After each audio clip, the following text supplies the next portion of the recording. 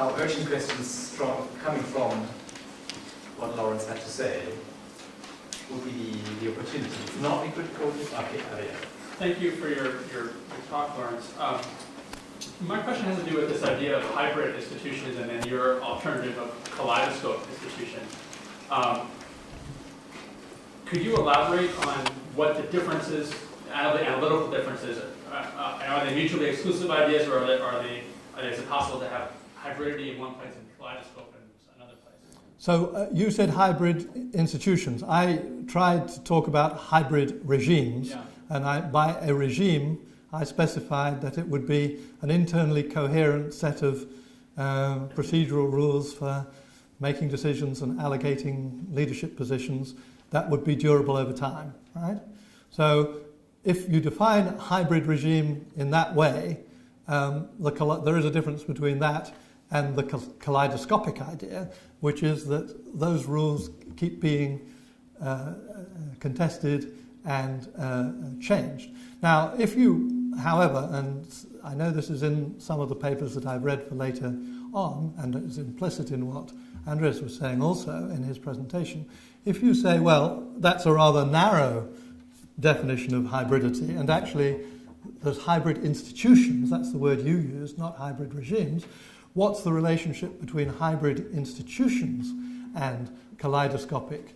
Well, again, there's a difference of emphasis, but it's no longer such a frontal confrontation. The difference of emphasis is depending on your definition of an institution. An institution should also be a relatively coherent and stable set of procedures that all participants are guided by, whereas certainly in Latin American case there's a good deal of literature about weak institutions and about the way in which institutions could be arenas of conflict between actors that do not all internalize the same rules of the game, as opposed to being, to use the famous phrase, the only game in town. Okay. Any further questions? Even from the audience behind, if you have questions, would be okay. Okay.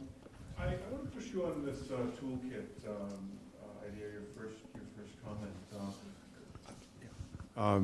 I agreed with what you had to say, and I think you pointed to real dangers. But it seems to me that in our profession, in political science, it's become sort of like praising motherhood and apple pie now. We talk about the importance of tolerance and of all approaches are good, and but in fact, in any kind of joint project, there's a real difficulty of combining different approaches, of taking a number cruncher. How does a number cruncher speak to an ethnographer? And I wonder if you would elaborate just on that. Not the value of all approaches, but the actual difficulty of combining these approaches and working together. So I absolutely agree that at the level I can function in a talk like this, I give the impression of just use all the tools and there's no problem about it. But in terms of detail, and I said I could have a whole paper going much more into the rival logics of alternative methods and the question how far they can be reconciled, in which ways they can be used as mutual checks on one another. It does seem to me there is scope for, you might call it triangulation. You can have some ideas which emerge from a large N study, for example, and you say, now let's see what the ethnographer would say about that. And you could then go back in principle to the large N person and say, well, the ethnographer says, yes, there are some underlying things that I can make sense of, but you've completely left out family dynamics or whatever. And then the large N person could say, well, I will devise a large N way of testing whether what I've left out is important or not, or I will concede that my method doesn't cover that point, so if that point's important, we need to move from large N. There are different strategies that people have. What I was obviously the simple thing I was saying was, do not believe, as so many poor young scholars who are desperately trying to get a foothold in a very competitive market are taught to believe, that all you need to do is master one technique to the exclusion of others, and then demonstrate that that technique can be the answer to all problems. The right answer to the problem is a combination of techniques.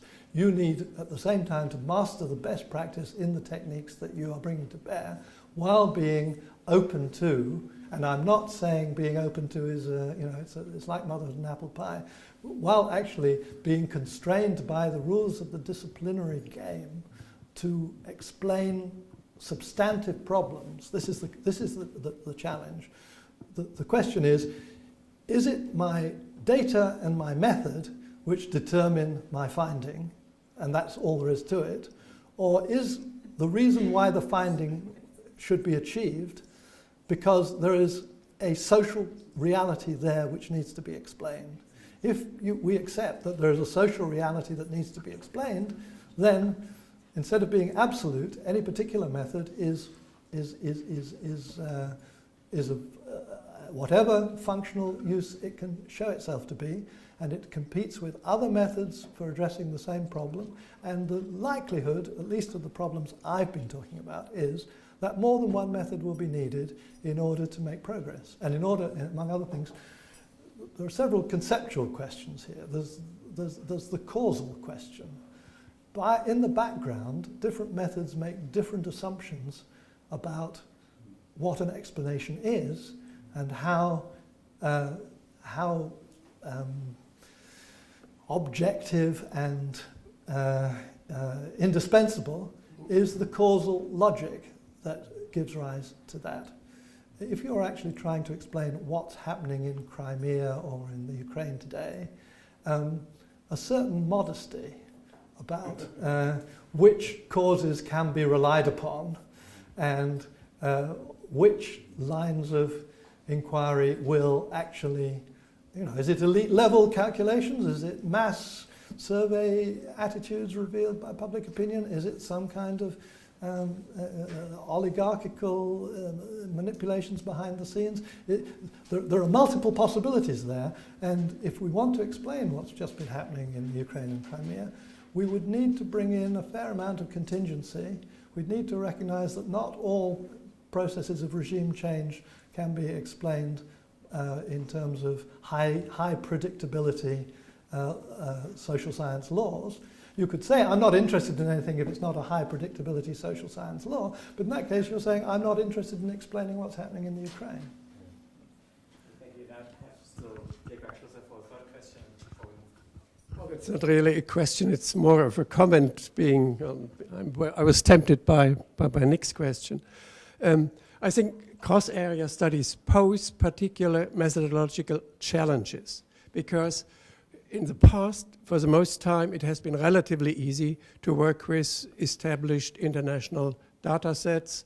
And by now, we are in a fortunate position to have many more data sets and which have become more reliable and better. And everyone who has had some statistical course in his BA or MA training would be able to access these data sets and do some macro quantitative analysis. So this is fair and legitimate. And it has been done many times, but often, well, the question of causality had not been really addressed. They have been talking about correlations, regressions, means, etc. But this often had remained rather superficial.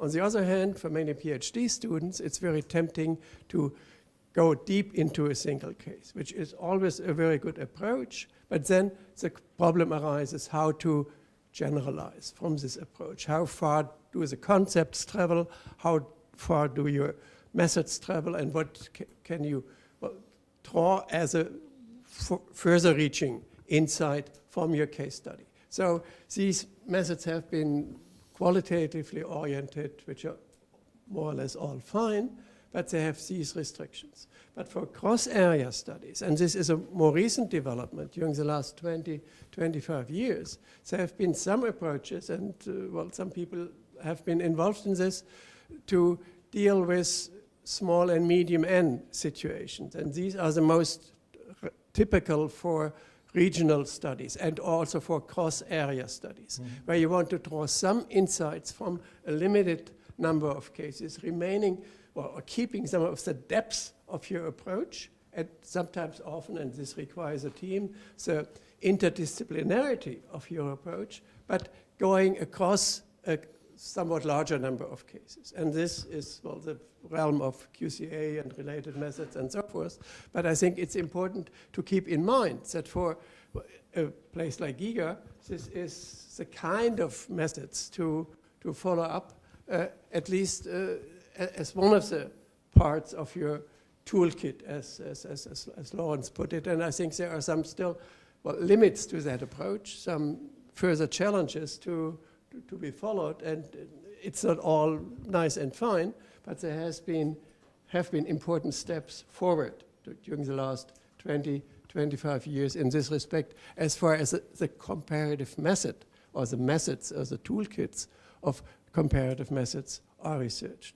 And if I may make a last very small publicity announcement, the International Political Science Association, IPSA, is now organizing summer schools on concepts and methods in the social sciences, but mostly in political science, in all of GIGA's major regions, namely at Sao Paulo in Brazil, at Stellenbosch in South Africa, at Singapore for the Southeast Asian region, and at Ankara for the Middle East and MENA region. And so I think the demand is enormous, and there is a great need to enter into dialogues with people from these areas who have the need to get some training, but also to enter into dialogues about concepts, methods in our broad areas of social science research. And so everyone here is invited. Just look at the IPSA website. You can find the summer schools. And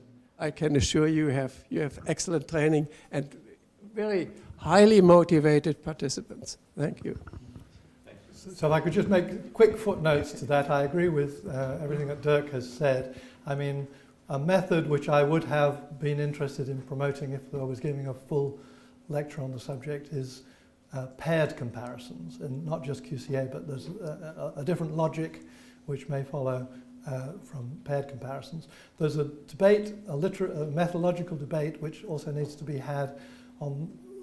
We're always taught not to engage in concept stretching, but at the same time, there's another side to the argument which has to do with fuzzy set logic. And it seems to me that both sides of that debate need to be put before the QCA, of course, picks up on that. And finally, the point about IPSA, well, after all, we are not just 50% of the world's political scientists are in North America, but what is happening with globalization is the growth of comparative work and of political science, notably, in many parts of the world outside the US. And for a Turk, or for a Brazilian, or for somebody in Singapore or in South Africa, there is something palpable about the political realities of their countries, the situations that they're in, that has to be reflected in the comparative project.